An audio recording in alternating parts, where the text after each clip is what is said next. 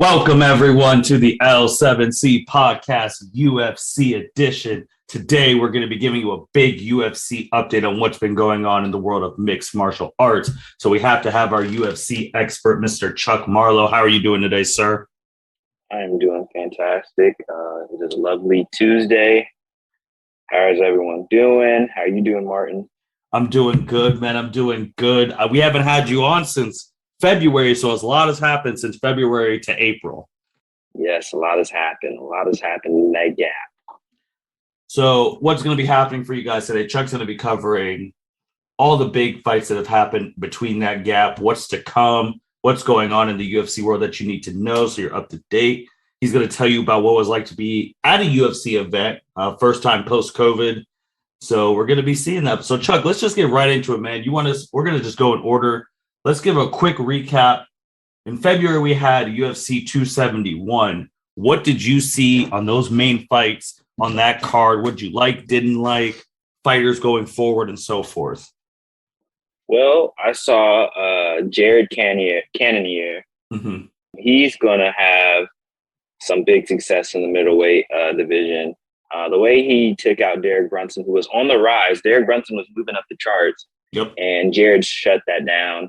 And speaking of middleweights, the head fight of that card, Adesanya versus Whitaker. Whitaker showed why he is the number one contender. He showed why he deserves to be there fighting. And he shows that he is going to easily be Adesanya's toughest opponent every time he goes in there. I would like to see if they do a part 3 or not, even though he's lost twice. I think we still might have a third fight there in the future, because Whitaker showed that he can still definitely beat Adesanya, but he just needs to up himself a little bit more to get there. Do they do third fights, especially if the person's – because Adesanya's 2-0 against him, right? Yeah, so, I mean – there's been cases where I think that they would do that. If that's what the people want, then that's probably what Dana White would do for the people. Because, I mean, at the end of the day, he's a money man. He knows that if he puts on a third fight, that people are going to watch it. They know that the first fight and the second fight were both really good and it lived up to the hype. So I believe that if he puts on a third, he's like, all right, well, I know it can definitely sell. I know it can make money. So I think with the one that Whitaker lost in the last one, I mean, it wasn't completely unanimous. Like it was a unanimous decision, but I just don't think it was unanimously voted on by everyone to where they think that Whitaker was completely out of contention for that fight. Got you. So with Adesanya, where does he go from here? The only place he can go, which is up. So it just pretty much solidifies him a little bit more. It kind of verifies his name a little bit. Once you get those title defenses and once you beat those opponents, it kind of really helps you out, and it can move you up. And I think that's where he goes. I mean, he just stays with that belt and it just keeps giving him different contenders and different people to pick off of that list and just show why he deserves to be the champ. Anything else that was big from UFC 271? Derrick Lewis's knockout, the way he got knocked out by Ty. Man, Ty really that elbow was vicious. He got him up against the gate. He beat the knockout king in his own game and knocked him out. Ty has really, really, really, really, really moved himself up here. Because when you think about it, Derrick Lewis was just fighting for a title. Derrick Lewis was fighting for an interim belt. And that's what everybody wanted to see. They wanted to see Derrick Lewis versus Ngannou. They wanted to see that. That was one that everyone was talking about to try and see if they can get him the belt. And so with Ty knocking him out, that moves him up into that contention. It moves him up into, I'm fighting 2-3 number one contenders, and I have that chance to go for the belt next. So, it really moves his name up in the heavyweight ranking. Let's go then to 272, Covington versus Masvidal. There's a lot of bad blood. This fight was probably one of the most publicized fights to me, Chuck, as like a UFC fan, but not like an expert like you. To me, it was like one of the most publicized fights in recent memory. They were on Stephen A. Smith's show. Like, there was a lot of publicity and hype into this fight. Am I wrong or? Oh, no, this one was about bad blood. anytime you get two people who really hate each other and really genuinely just don't like each other, you're going to get something that sells. You're going to get something that is easily able to be promoted. Look at DC and John Jones. Mm-hmm. Look at TJ Dillashaw and Cody Garbrandt. Like, if you get two people who genuinely really hate each other, you can get them like to sell anything that's easily promotable. So with this card, obviously they're the main event. And before we get to them, what else on this card surprised you?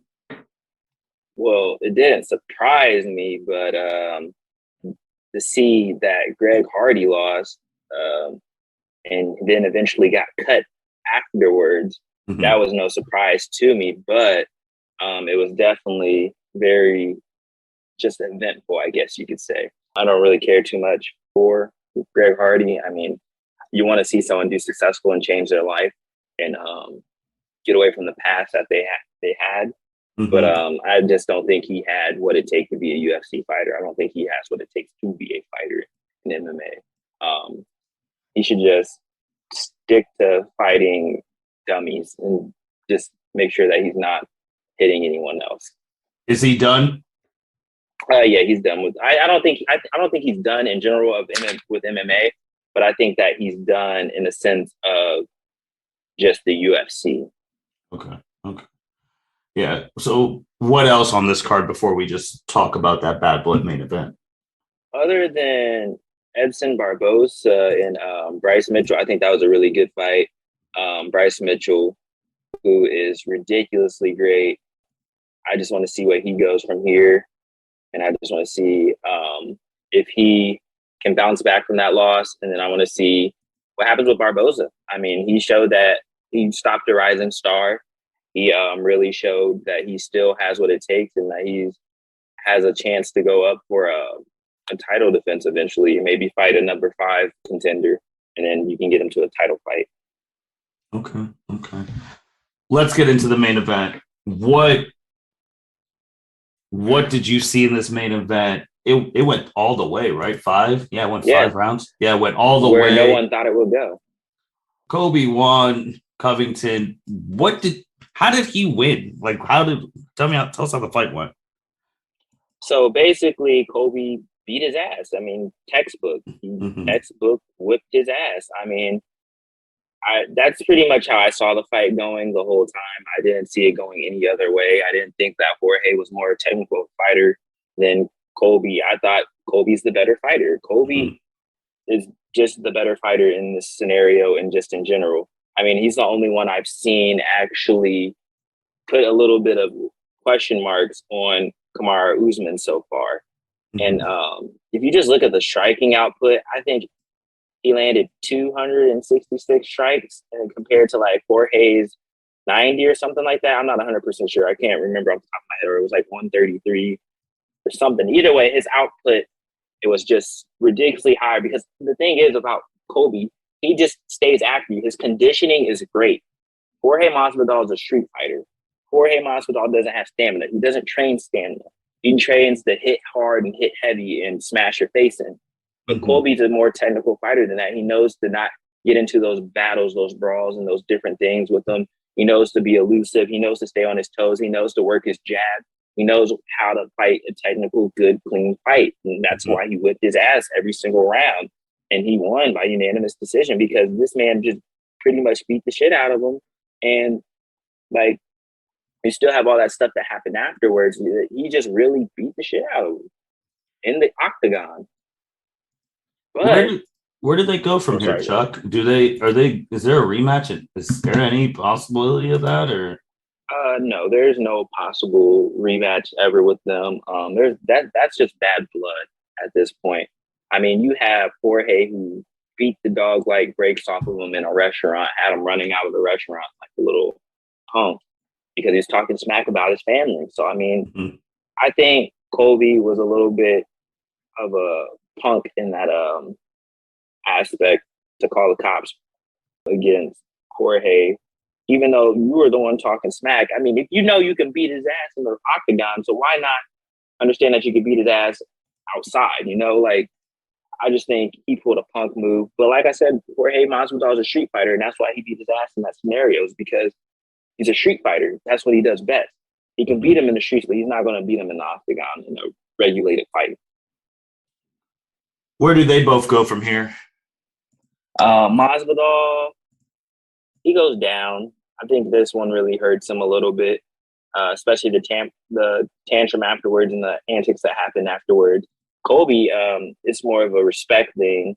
That little, like, bad boy, tough guy, like, ego, like, alter ego that he has to put on, like, he's in the WWE, like, he needs to put on a persona. That's not who he is. That's not who Colby is. He's a punk. He really is. He's just a punk. I mean, it is what it is, but he's a good fighter. I give him that. He's a good fighter, but he's not the tough guy that he thinks that he is. And he needs to stop putting on the act and just be who he is. And I think people will accept him more as fans. And I think that it also just move his name up a little bit more. But I don't think he's going to go really too much anywhere because he can't stop the man with the belt.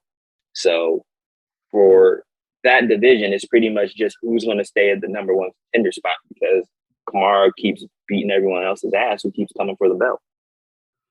Going forward, now we head to 273. What did you see in this card? What was special about it? Oh man, this card. That was this weekend. Yeah, this was a really, really, really, really, really, really, really good card. Loaded full of fights. But I want to get to the main. I'm going to get to the main three. The one that everyone really wants to know about. Khamzat Chimaev. He showed that he is here, and the hype is real. He showed that the hype is real. This man has so much hype behind his name right now. And him keep winning. If he keeps winning like this, if he keeps putting on fights like this is only going to make him much more of a fan favorite. He stood in there. He took hits that I've seen most people get knocked out by. And he sat there and he stood there. He banged with Gilbert Burns. Gilbert Burns showed that he still definitely has fight in his heart, and that he can still fight at a top level, and that he's definitely in that contending scenario as well. But Khamzat got the best of him. He just had a higher output. He had a lot more strikes where he landed. He did better overall as a fighter. And he just controlled him when he needed to. He got the takedowns where he needed to. But if you look at the strikes and the percentage, basically, Gilbert Burns had the advantage, but Khamzat definitely dominated the fight more with the sense of power. He knocked him down more. He was able to get on top of him. He was able to put his rule on basically more than he could. So I guess with this card that just happened, how many implications does this have for like bigger things to come? Are any of these people going to be top contenders that we're all going to see in the future? So Khamzat, he's definitely fighting Colby next. Dana said that before him and Gilbert Burns even fought. He said if Khamzat wins, he goes to fight on Colby, maybe on that CBS card. And then Gilbert Burns, I don't think this moves him down too much, but I think it moves him down a little bit because he just recently lost and he's been on a little bit of a losing streak. So I think he only goes a little bit down, but I think the level that he fought at it justifies why he doesn't go down that much. Anything else on UFC 273 that just went down that caught your eye? Aljamain Sterling and Peter Yan, that one was a really good fight. Peter Yan, in the end, thinks that he won. I think Aljamain Sterling showed why. He really made a name for himself here, and he really showed the fans that he still fights a little bit scared, but I think he really showed the fans that this belt, I didn't get it just off of the disqualification. I got it because I'm a good fighter, and I deserve to be here fighting for the title. He had the takedown advantage. He had the ground control time. I think the ground control, I can't remember. It was like, I think in the 7 minutes, the ground control time, maybe even more. But he basically got on his back, wore him like a backpack, like he said, did all his damage from the back, and really just showed why he was a much better fighter than him. and really put it on them. Okay. So we're going to go back in time a little bit. This just happened in the weekend, but there was also something else that was actually in Columbus, Ohio. Chuck, you got to go to UFC in person on the 26th of March in Nationwide Arena. First time they were back since they had to cancel the previous one because of the pandemic really in full swing. How did it feel to be live at a UFC event? Wow. So it felt amazing.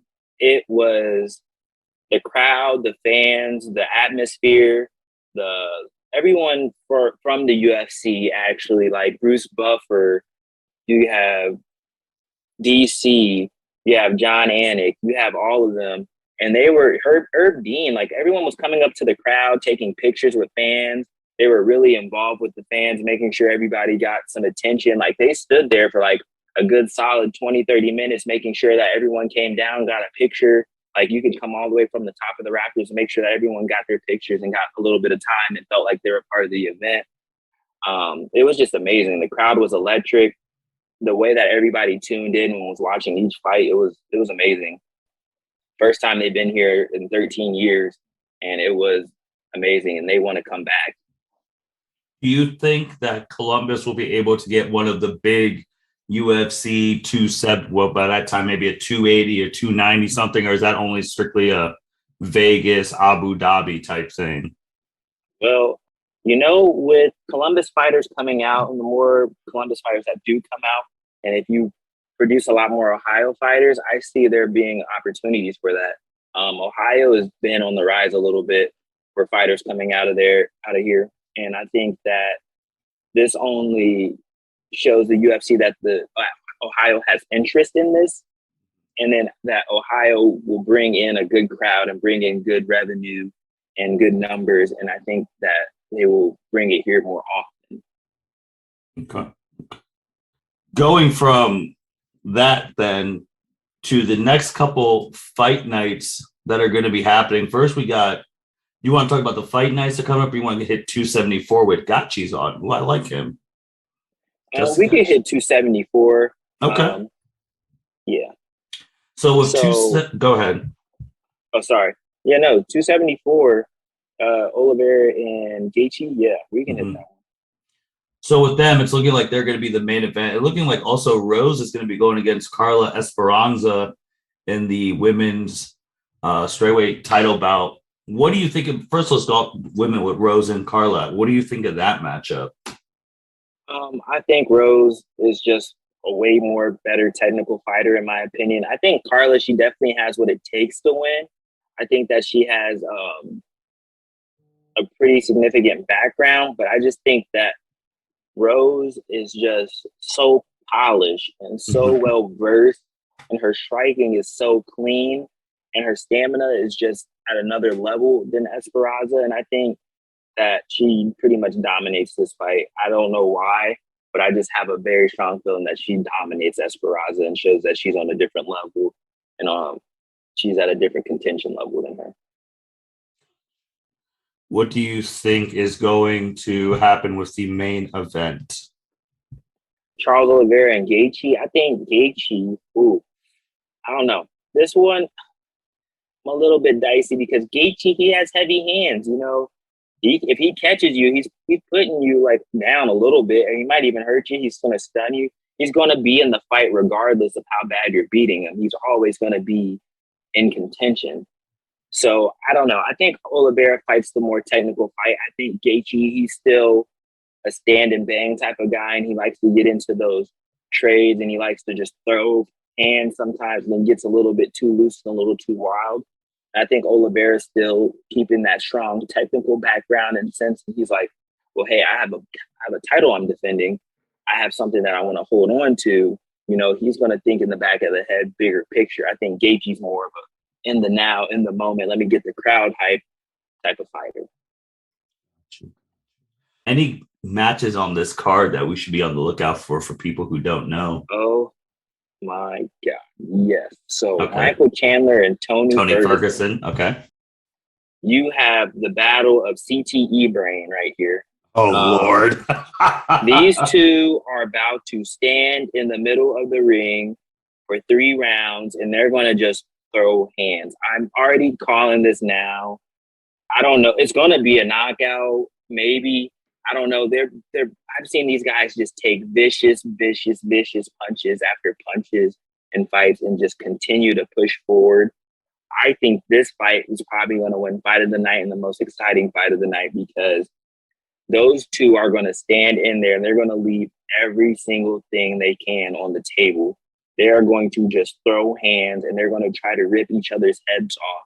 So I think that that's going to be the best fight of the night. And I think it's going to be so explosive. I can't wait for that one. That one is one where I say, if you've never watched the UFC fight before, watch that one. Because like I say, spend that $75, buy that pay-per-view and watch this fight. If you watch any fight ever in your life, I think this will be one of the best fights in a long time. Going from that card, which is coming up May 7th, 10 p.m. This one's going to be in Phoenix. Going from there, let's talk about some of the fight nights coming up, because there's some fights you wanted to highlight on that too. Oh yeah, so you have April 30th, Rob Font versus Marlon Cheeto Vera. I think that's going to be a really, really good fight. You have a number 8 versus a number 5 in the bantamweight division. And the bantamweight division is producing bangers, and they're producing a lot of great fighters, as you know. So, like, I think that one's going to be really good. You have Rob Font, who's 19-5, and Cheeto Vera, who's like 18-7-1, I think. Mm-hmm. I think I have Vera winning this by knockout in the 4th round. I think it's going to be he's just going to use his reach a little bit. He's going to get to where he needs to go. I feel like he's a longer fighter, even though he has like the 1-inch disadvantage in reach. I think he still is just much more lengthier than Rob Font when I watch him fight. And I think he really just gets in there. He picks his strikes really well. And I think he's going to win by knockout in the 4th. Okay.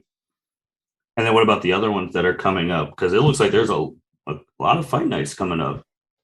Yeah, they have one scheduled out for each weekend in April. So every Saturday in April, they have one. Like on the 23rd, I think it's Lemos versus Andrade. Yep. Andrade, who's kind of on the fall, but also on the rise. I think that she shows why she is at that number 1 contender, because there's still people questioning why she's at the number 1 contender. Mm-hmm. But I think she really shows why on that fight she deserves to be still in that decision for a title fight. And I think if she wins this, she goes on to fight Rose. I think she really dominates Lemos in this, and she really puts a hurt on her. And then you also have the April 30th one, which will be the last fight night of the month with Font and Verna. Yeah. And then you go from there to 274. And then, and then you go into UFC Fight Night going forward. And then they have to be determined for July and October for big UFC events. Chuck, what news is going on in UFC that people need to be aware of? There's a lot. So we're starting to see a little bit more of an emergence of John Jones. You even see the UFC maybe making a little bit of post about him here and there. So I think that's something in the works for him, and I think that he maybe breaks out at some point and gets out of a timeout. And I think he starts a little bit of noise in the heavyweight division. And then Conor always making some noise because it's Conor. Mm-hmm. I see him. He's still trying to pick fights with Kamaru Usman.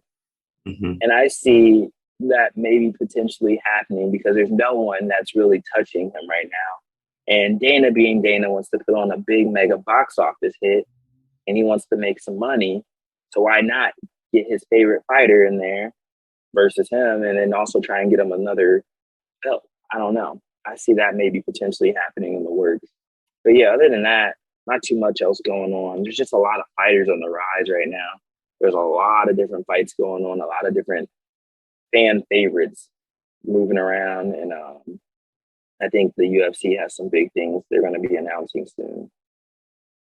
I see Francis Ngannou. I've seen him on some podcasts and stuff. He's been talking about Dana, and we've also brought up Dana with like the talk about paying fighters again. Like, where is there ever going to be any progress on that?